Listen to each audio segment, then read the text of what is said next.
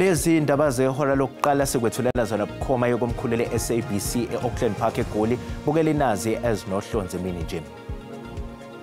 Throughout his life and ministry, Pope Francis called the Church and the world to open their hearts to the poor, the broken, the displaced and the excluded. Bekubanjwe inkonzo eGoli yokukhumbula umholi webandla lamaRoma ongasekho emhlabeni uPope Francis lokhu njengoba izikhumbi zabantu zithola ithuba lokubona isidumbu sakhe kokugcina eVatican City. There has been this narrative that Chief Albert Luthuli was being looked at in one-dimensional view, that he was just a man of peace. Umdidiyeli we-ANC KwaZulu-Natal uJeff Radebe uyaqhubeka nokwethula ubufakazi enkantolo ephakeme yaseMgungundlovu esigcawini esiphenya ngokushona kukalowo wabe engumengameli we-ANC inkosi uAlbert Luthuli yakhothama ngonyaka u-1967. It is a fact, and it is unfortunate that in the public they think such lies can be manufactured. Ihhovisi lomkhuzi wamaphoyisa kuzwelonke seliqinisekisile ukuthi liphenye isigameko sokudutshulwa kwemoto yephini likamengameli wezwe uPaul Mashatile.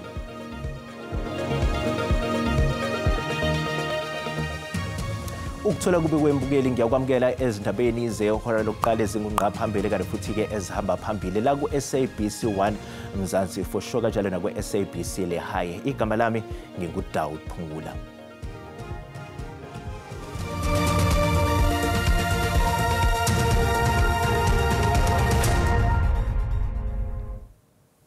Aqalile amalungiselelo omngcwabo kaPapa Francis obengumholi webandla lamaRoma odlule emhlabeni ngomsombuluko wePhasika ngemva kokugula obekumxinile kanti ibhokisi eliphethe isidumbu sakhe selihanjiswe eSt Peter's Basilica ukuze libonwe amalungu omphakathi.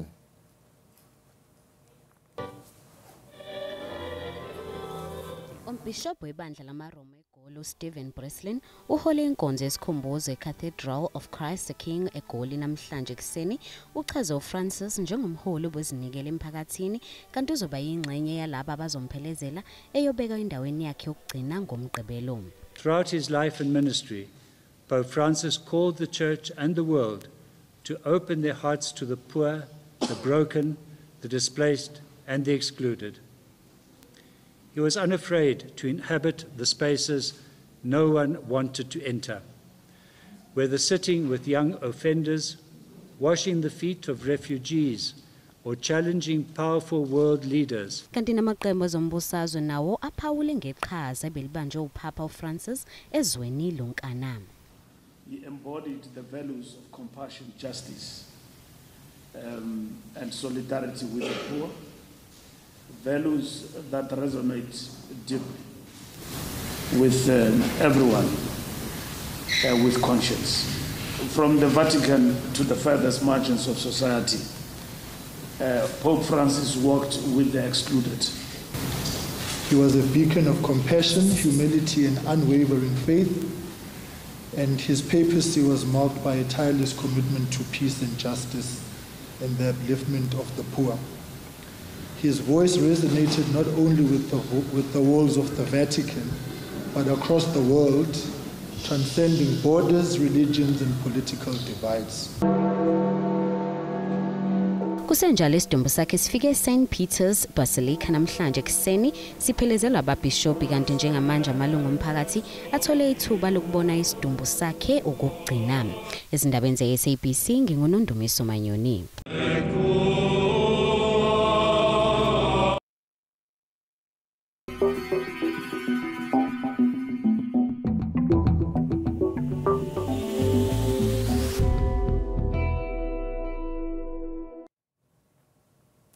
Umdidiyeli we-ANC KwaZulu-Natal uJeff Radebe uqhubekile nezethulo zakhe phambi kwesithangami esihlezi enkantolo ephakeme yaseMgungundlovu esiphenya kabusha ngokukhothama kwabe engumengameli we-ANC inkosi uAlbert Luthuli okwenzeka eminyakeni engama-57 yedlule eGroudsville ngaphandle kancane kwaseStenga. uRadebe usagcizelela phambi kwesithangami ngelokuthi inkosi uLuthuli yasocwa ngwahulumeni wobandlululo kwaqanjwa amanga ukuthi yashayiswa iguzu ukujantshwa isitimela eGedo ngo-1967. Ohola ngembuzo yobufakazi esicawini ucele ukuzwa ngokuphawula kaRadebe ngendlela amaphephandaba aseNorway ayebhala ngayo ngoLuthuli owayengumengameli wokuqala nqa we-ANC ngaleso sikhathi.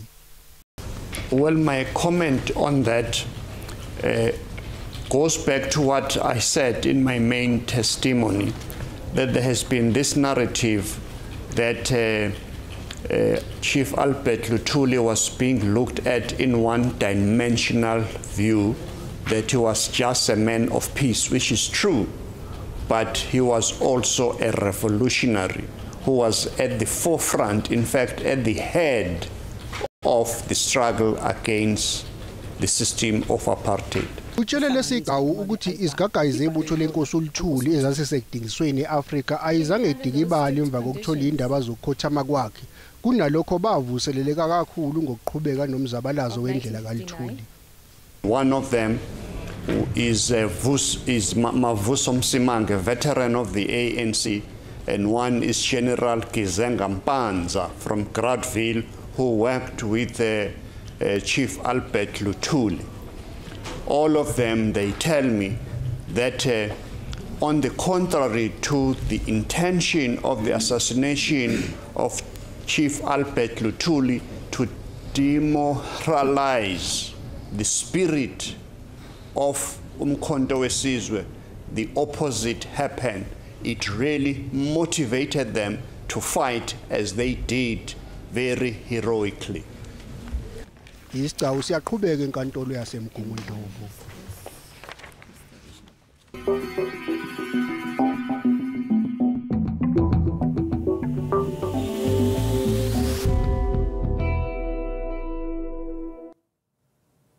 Ihhovisi likakhomishani wamaphoyisa okuzwelonke liqinisekisile ukuthi yadutshulwa imoto yephini likamengameli wezwe uPaul Mashatile.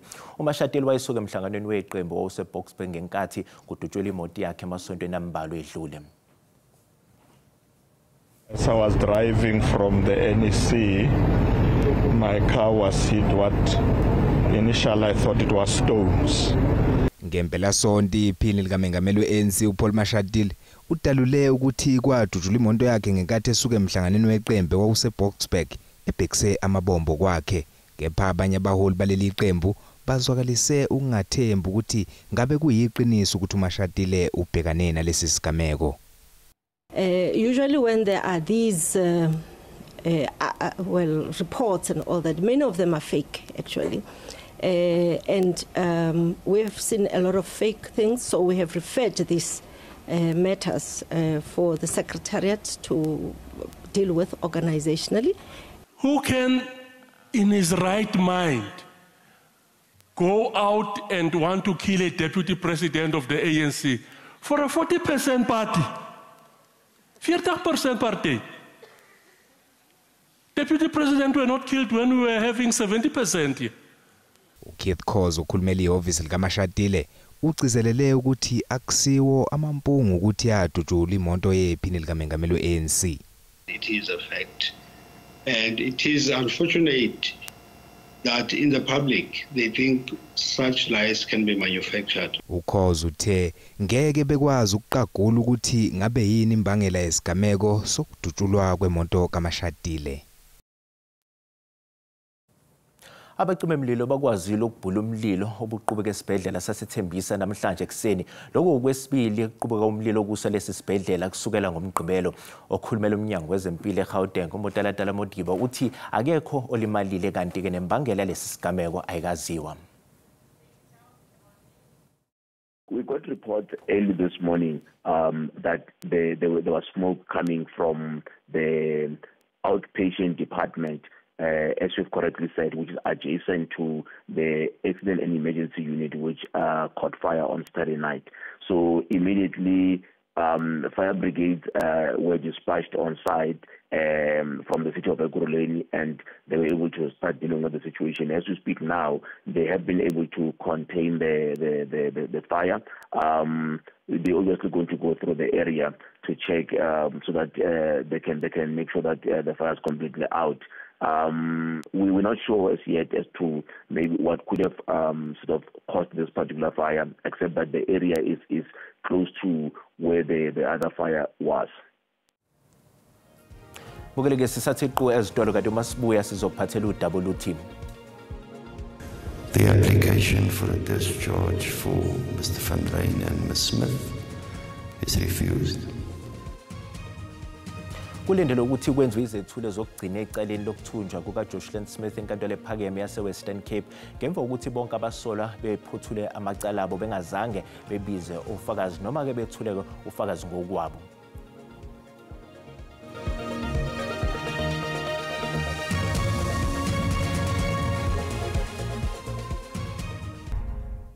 Bukela sikubingelele sokwamukela uma ngabe usanda ngena odabeni oluphambili besibika ukuthi bekubanjwe inkonzo eGoli yokukhumbula umholi webandla lamaRoma ongasekho emhlabeni uPope Francis. Lokhu ke njengoba izikhumbi zabantu zithola ithuba lokubona isidumbu sakhe kokugcina eVatican City. Bukela sikhumbuza ukuthi lezi ndaba ziyatholakala ku-YouTube naku-SABC Plus. Ngena kuze uzicinge ngamagama athi SABC izindaba nakanjani uzozithola ngomjalo baso.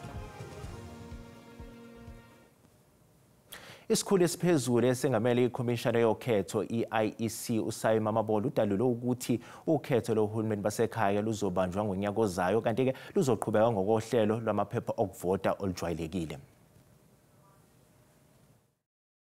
There is no decision to implement e-voting. Yet it's a matter that the country can't ignore. It's something that we need to debate, to look at the relative strengths and weaknesses, and to see what model, if we were to implement it, what model will be best suitable to our country, given the technological penetration which is differentiated for different areas in the country. The fact that the digital economy is uneven throughout the country. So those are the issues that must be taken into account in the conversation and in informing a decision whether such implementation is necessary.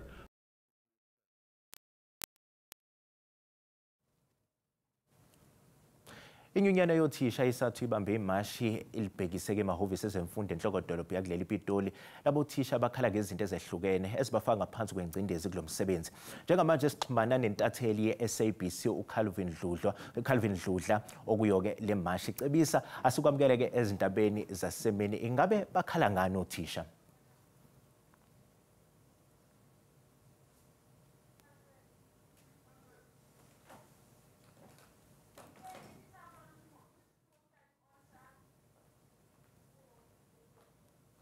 Cebisa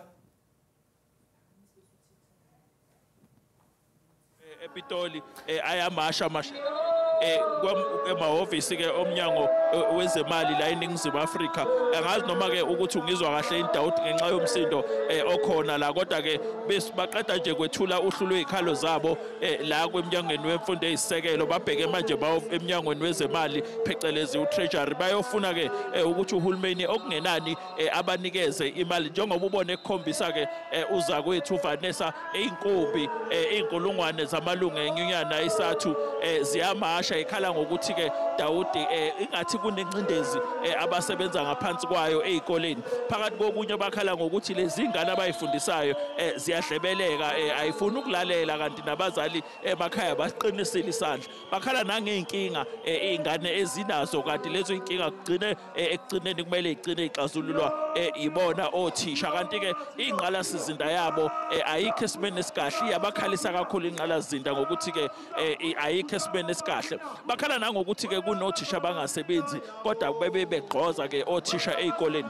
Uzokhumbula ukuthi ke ezikoleni eziningi kakhulukazi ke izikole zikahulumeni uthisha ngamunye ugcine ephoqeleka ukuthi ke afundise Dawudi noma ke amaklasi noma awu4 noma u5 izingane eklasini ngalinye uthola ukuthi zingaphezulu kuka70 amashumi ayisikhombisa. Lokho kwenza ukuthi ke ngenxa yesiminyaminya esuke sikhona phecelezi overcrowding othisha bakuthole kunzima Dawudi ukuthi ke bakwazi ukufundisa izingane. Okunye bakhala ngakho bakhala ngokuthi ke abaphephile ezikolweni ngoba ezinye izingane kakhulukazi kulamabanga aphezulu seyiphatha ikhale iphatha immese kanti futhi ezinye seyibhema nomthunzi wezinkukhu okwenza ukuthi ingalawuleki. manje ikhala-ke kuhulumeni ukuthi-ke impela kube khona-ke iy'nyathelo ayithathayo iy'fundazwe ey'hlukene kubalwa phakathi KwaZulu Natali okuyisifunda sokuzokeliwe ukuthi-ke ingathi othisha ngeke babe nayo imali yokuhola kule nyanga. Sikhona la nesifundazwe eGauteng, eMpumalanga, eFree State, iLimpopo, iWestern Cape nezinye iy'fundazwe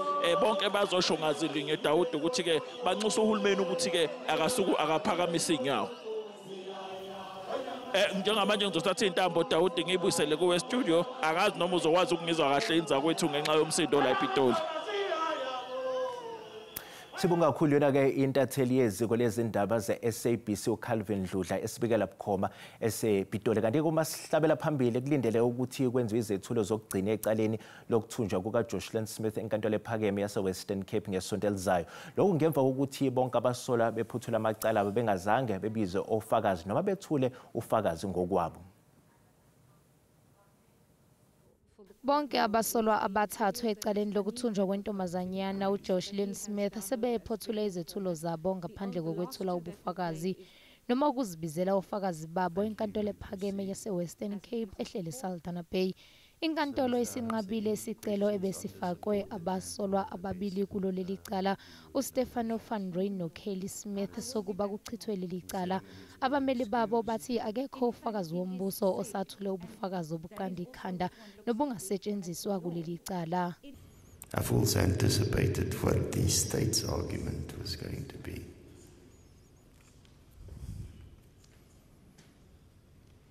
Simply because everything was before me already.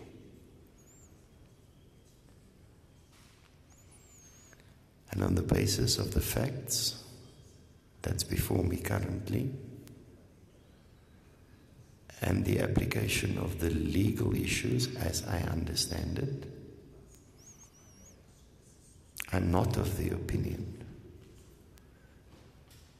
that there is no evidence upon which a reasonable court might convict in relation to both of Mr. van Ryn and Ms. Smith. And for that reason, the application for a discharge for Mr. van Ryn and Ms. Smith is refused. Kulindeleke ukuba kwenziwe izethulo zokugcina kuleli cala ngoLwesibili oluzayo. Ijaji uNkosinathi ichile kulindeleke ukuthi ethule isinqumo kusasa enkantolo ephakeme yaseMgungundlovu esicelweni esifakwe owayengumengameli uJacob Zuma, njengoba ke phambilini wachitha isicelo sikaZuma sokuba ke kushenxe umshushisi ecaleni lokuthengwa kwesikhali. uZuma watshela inkantolo unezizathu ezizwakalayo zokwesaba ukuthi uDowner usambambele amagqubu ngemva kokuthi azama ukumshushisa ngasese emsola ngokuthi waphutshuzela ebezindaba emininingwane yemfihlo ngesimo sakhe sempilo. Umbuso watshela inkantolo ukuthi isicelo sikaZuma sokudlulisa isinqumo saphambilini ukuqhubeka nje nemizamo yakhe yokubambezelela leli cala ngenhloso yokubalekela amacala. uZuma ubheke namacala ayishumi okubalwa kuwo inkohlakalo, ukukhwabanisa kanye nokubalekela ukukhokha intela. uZuma ke uphikile ukuthi ubambezela leli cala kodwa wathi uzokwenza konke okusemandleni ukuzivikela ngomthetho okhona. Kusenjalo ke ijaji uchili kulindele ukuthi aphinde alalele isicelo senkampani eswa noZuma kuleli cala iThales nefuna ukuchithwa leli cala njengoba ikhala ngokuthi ukuhlehliswa kwalo izikhawu eziningi kuyathela amalungelo ayo. Umbuso ke uyasiphikisa lesicelo. Sigodliwe isinqumo enkantolo ephakeme yase-Western Cape udabeni lokunyusa kwentela yempahla ethengwayo ngaphambi nje kwezinsuku eziyisishiyagalombili kukhuphuke intela ngo-0.5%. Inkantolo ke izibophezela ukuthi izobuya emaqenjini athintekayo mhla zingama-29 kwephezulu. Amaqembu abambisene kulesicelo iDA ne-EFF achaza ukuphasiswa kwesabelo mali njengesenzo esingekho emthethweni futhi esinokukhohlisa phakathi. Is only here because it lost in Parliament. Our case is that we didn't lose in Parliament. Our case is that Parliament followed an unlawful process and did not take a lawful decision about the fiscal framework and therefore about the back increase. So we say we didn't lose in Parliament. That's why we're here. What they did, the minister and those who sponsored the increase created the impression that it was subject to change. When you now read their affidavits, they say that they've always known that it was never subject to change. Ummeli kaNgqongqoshe wezemali uEnoch Godongwana akavumelana lamaqembu. I will address the question of the claim of unconstitutionality of Section 7.4, only insofar as the DA relies on it to demonstrate that it's got prospect of success in Part B. And I will demonstrate that it doesn't actually have prospect of success, because the unconstitutionality they argue for is non-existent. Ummeli weParliament uthi lesikhungo salandela yonke imigudu efanele ukuze kuvotwe.